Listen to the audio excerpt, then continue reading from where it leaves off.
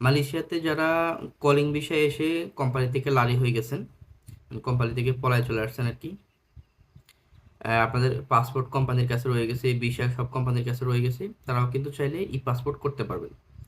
সেক্ষেত্রে আপনার অতিরিক্ত একটা পুলিশ রিপোর্ট করা লাগবে। পুলিশ রিপোর্টটা অবশ্যই করা লাগবে। আর বাদ বাকি যা যা ডকুমেন্ট লাগে সবই দেওয়া লাগবে। আপনার ভিসার ফটোকপি যদি থাকে, পাসপোর্টের ফটোকপি তো অবশ্যই লাগবে। আর হচ্ছে অ্যাপয়েন্টমেন্ট কপি লাগবে, পুলিশ রিপোর্ট লাগবে। আর বাংলাদেশ থেকে যদি ই পাসপোর্টটা যদি আপনি ভোটার আইডি কার্ড দিয়ে করেন তাহলে ভোটার আইডি কার্ডের ফটোকপি, আর যদি জন্ম নিবন্ধন দিয়ে করেন জন্ম নিবন্ধনের ফটোকপি।